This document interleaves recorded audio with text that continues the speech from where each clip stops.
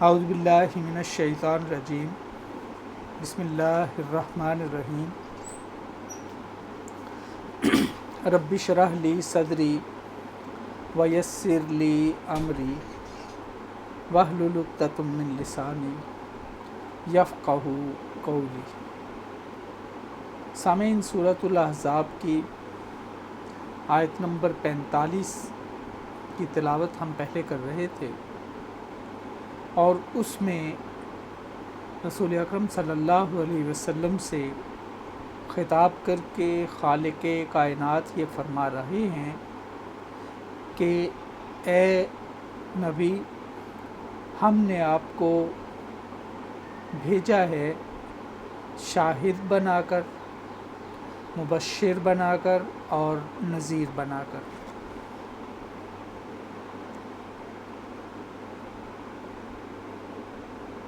سامعین، اس سے اگلی آیہ مبارکہ میں دو اور صفات کا ذکر کیا گیا ہے۔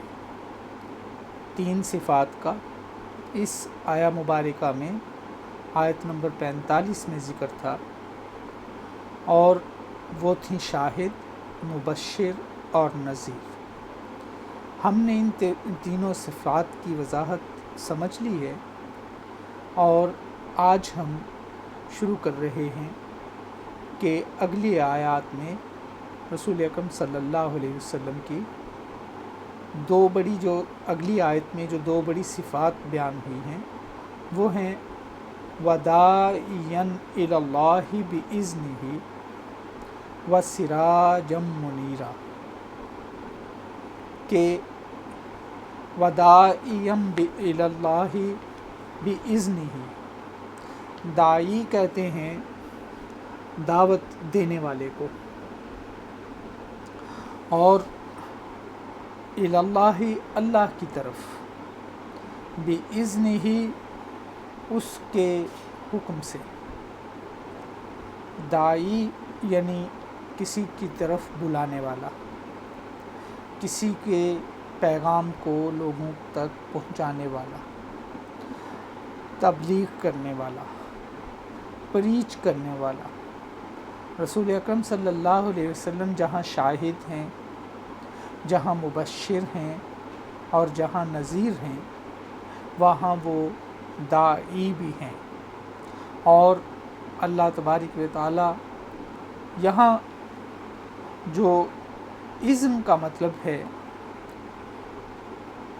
اللہ کی تو سمجھ آتی ہے کہ اللہ کی طرف دعوت دیتے ہیں، لیکن اذن کا مطلب 2 مختلف معنی میں استعمال ہوتا ہے۔ اذن کا ایک تو معنی ہے حکم دینا، تو اللہ کے رسول خاتم الانبیاء سید البشر حضرت محمد صلی اللہ علیہ وسلم اللہ کی طرف دعوت دیتے ہیں اس کے حکم سے۔ یہ اس کے حکم سے اشارہ دینے کی طرف اشارہ کرنے کا مطلب یہ ہے کہ یہ دعوت ایک آسان کام نہیں ہے، دعوت ایک کٹھن اور مشکل مرحلہ ہے۔ دعوت کے کام میں بے شمار مصائب اور بے شمار مسائل ہوتے ہیں، اور اذن اگر اللہ کا نہ ہو تو دعوت کا کام کرنا، اور خاص طور پر دعوت اس وقت جب کہ اللہ نے پیغام بھیجا ہو، اللہ نے وحی بھیجی ہو، یعنی نبی آخر الزماں کی دعوت عام داعیوں کی دعوت سے زیادہ مشکل اور زیادہ کٹھن، اور یہ دعوت کا کام اللہ کی مدد کے بغیر قطعاً ناممکن ہے، ایسا ہو نہیں سکتا۔ اس لیے اللہ نے اپنے اذن کا، اپنے حکم کا خاص طور پر تذکرہ کیا ہے رسول اکرم صلی اللہ علیہ وسلم کی دعوت کا ذکر کرتے ہوئے، اور یہ کہا ہے کہ رسول اکرم صلی اللہ علیہ وسلم اللہ کی طرف دعوت دیتے ہیں اور انہیں اللہ ہی نے حکم دے کر اس کام کے لیے مختص کیا ہے، یہ ڈیوٹی اسائن کی ہے، اور ساتھ ساتھ یہ اللہ کی مرضی اگر اس میں شامل نہ ہوتی، اذن کا مطلب مرضی بھی ہے، تو اگر اللہ کی مرضی شامل نہ ہوتی تو دعوت دینا رسول اکرم صلی اللہ علیہ وسلم کے لیے بہت ہی مشکل ہوتا۔ اذن کے معنی توجہ سے سننے کے بھی ہیں، اور اذن کا لفظ اس علم پر بولا جاتا ہے جو علم سماع کے ساتھ حاصل ہوتا ہے۔ سماع کا مطلب سننا ہے، یعنی وہ علم جو سننے سے حاصل ہو اس علم کو اذن کہتے ہیں، اور اذن کا مطلب توجہ سے سننا بھی ہے۔ تو اس کا مطلب یہ ہوا کہ اللہ کے رسول صلی اللہ علیہ وسلم اگر اذن کے لفظ کا مطلب اگر سننے سے لے لیا جائے تو اس آیہ مبارکہ کے اس حصے کا مطلب یہ ہوا کہ رسول اکرم صلی اللہ علیہ وسلم اللہ کے حکم کو جو آپ تک آتا ہے انتہائی توجہ سے سنتے ہیں، اور یعنی حضرت جبرائیل علیہ السلام نے جب اللہ کا پیغام رسول اکرم صلی اللہ علیہ وسلم کو پہنچایا تو آپ نے اسے انتہائی توجہ سے سنا، اور پھر اس توجہ سے سنی ہوئی دعوت کو لوگوں کی طرف پہنچا دیا، لوگوں تک پہنچا دیا۔ لہٰذا داعین الی اللہ باذنہ کے دونوں مطالب جو اگر دیکھیں تو یہ ہے کہ رسول اکرم صلی اللہ علیہ وسلم اللہ کے امر سے، اللہ کے حکم سے لوگوں کو دعوت دیتے ہیں، اور دعوت دینے کے عمل میں اللہ کی مدد ان کے شامل حال ہوتی ہے۔ اور دوسرا یہ کہ رسول اکرم صلی اللہ علیہ وسلم کو جو دعوت پہنچائی گئی، حضور اکرم صلی اللہ علیہ وسلم نے اس دعوت کو انتہائی توجہ سے سنا اور پھر اسے لوگوں تک پہنچایا، اور رسول اکرم صلی اللہ علیہ وسلم چونکہ اس کٹھن کام کو انجام دینے کے لیے تیار تھے، لہٰذا اللہ نے ان کی مدد کی۔ رسول اکرم کی جو پانچویں صفت اس آیہ مبارکہ میں کی جو دوسری اور کل جو سلسلہ کلام تھا اس کی جو پانچویں صفت ہے جو یہاں بیان ہوئی ہے وہ ہے سراجم منیرا۔ سراج چراغ کو کہتے ہیں، دیپک کو کہتے ہیں، اور منیرا کا مطلب ہے جو اس کی صفت ہے، اور اس کا مطلب ہے روشنی والا، روشنی دینے والا، نور والا چراغ۔ سامعین، کچھ جمہور بلکہ مفسرین نے ایک بات کہی ہے کہ یہاں سراج منیر رسول اکرم صلی اللہ علیہ وسلم کو نہیں کہا گیا، بلکہ سراج منیر سے مراد قرآن پاک ہے۔ یہ کچھ مفسر اس طرف بھی گئے ہیں کہ سراج منیر رسول اکرم صلی اللہ علیہ وسلم کو بھی کہا گیا ہے، اور قرآن اس سے مراد قرآن مقدس بھی ہے۔ تو اس سے مراد یہ ہوا کہ رسول اکرم صلی اللہ علیہ وسلم چونکہ مجسم قرآن ہیں، چونکہ آپ نے قرآن صرف لوگوں کو کتاب کی شکل میں پہنچایا نہیں ہے، بلکہ آپ ایک ایسے نامہ بر نہیں ہیں جو ایک پیغام لے کر آئے ہیں اور لوگوں کو لکھا ہوا وہ پیغام دے دیا ہے، بلکہ رسول اکرم صلی اللہ علیہ وسلم جو پیغام لے کر آئے ہیں، جو کتاب لے کر آئے ہیں، آپ پورے کے پورے اس کتاب کے اوپر عمل کر کے بھی آپ نے دکھایا ہے۔ آپ اس کے بہترین شارح بھی ہیں اور بہترین عامل بھی ہیں۔ آپ نے پریکٹیکلی اپنے پیغام کو عمل کر کے لوگوں کو دکھایا ہے، لہٰذا آپ اگر سراج منیرہ سے مراد، روشن چراغ سے مراد اگر قرآن پاک ہے تو بھی رسول اکرم صلی اللہ علیہ وسلم کی ذات کا عکس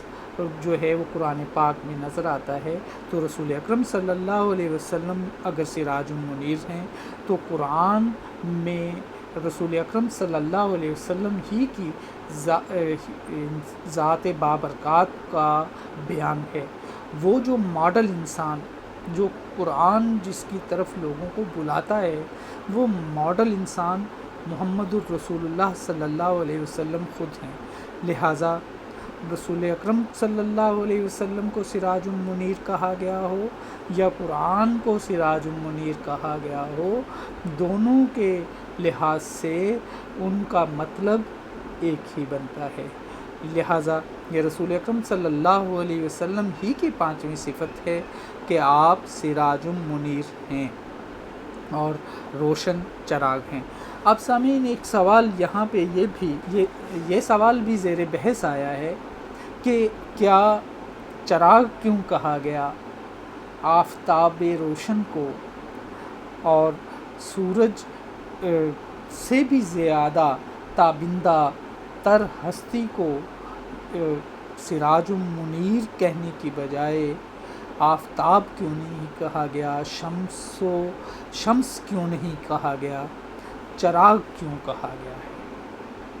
تو اس کی مختلف توجیحات اور مختلف تعویلات مختلف مفسرین نے بیان کی ہیں، جن میں سے بہت عام یہ ہے کہ چراغ اس لیے کہ چراغ سے سورج سے دوسرے لوگ روشن نہیں ہوتے، لیکن چراغ ایک ایسی چیز ہے، دیپک ایک ایسی چیز ہے کہ اس سے دوسرے دیپک بھی روشن ہو جاتے ہیں. چونکہ رسول اکرم صلی اللہ علیہ وسلم اللہ کے نبی ہیں، اور آپ کی روشنی سے، آپ کے علم کی روشنی سے، آپ کے نور سے بہت سے انسانوں نے فیض پانا تھا. لہٰذا ایک دیپک سے دوسرے دیپک اور ایک چراغ سے دوسرے چراغ روشن ہوتے رہتے ہیں. دوسری بات یہ ہے کہ آفتاب قوی ہونے کے باوجود اس کا فیضان محدود ہوتا ہے، روزانہ رکتا ہے، لیکن چراغ کا سلسلہ جب چلتا رہے تو وہ رکتا نہیں ہے، ایک سے دوسرا، دوسرے سے تیسرا چلتا ہے، اور اس سے مزید چراغ جلتے رہتے ہیں. یہ روشنی بجھنے والی روشنی نہیں ہوتی. اور پھر ہر وقت ایک اور بات بھی کہ سورج سے رات کے وقت فیض نہیں مل سکتا، لیکن چراغ کو جب بھی جلائیں گے یا جب بھی جلتا ہوگا اسی وقت اس کا فیض مل سکتا ہے. پھر اس میں یہ بھی ہے کہ سورج کی روشنی میں اکتساب نہیں ہے، لیکن اور اس کے ارادے کا حصہ اس میں سورج جو ہے وہ خود ہی جل رہا ہے. لیکن نبی کو چونکہ اللہ تعالیٰ نے یہ روشنی فراہم کی ہے، لہٰذا چراغ کو روشن کیا جاتا ہے جبکہ سورج خود جل رہا ہے اور اسے روشن روزانہ نہیں کیا جاتا. لہٰذا چونکہ نبی کو نبوت خدا نے خود دی ہے، اس لیے اس میں اکتساب کا ایک عمل ہے. تو اس لیے چراغ سے تشبیہ دی گئی ہے کہ آپ رسول اکرم صلی اللہ علیہ وسلم روشن چراغ ہیں جن سے اور بھی چراغ روشنی پا سکتے ہیں. چراغ کی روشنی اپنی نہیں ہے، اللہ نے عطا کی ہے، اللہ نے اس چراغ کو جلایا ہے، اور اس چراغ کو کسی بھی وقت اس سے روشنی حاصل کی جا سکتی ہے. پائندہ تر، تابندہ تر اور ایک سے دوسرے تک مسلسل چلنے والی روشنی کا ایک سلسلہ ہے جو اس چراغ سے، اس روشن چراغ سے ملا ہے. اور یہ رسول اکرم صلی اللہ علیہ وسلم کی صفت کاملہ ہے.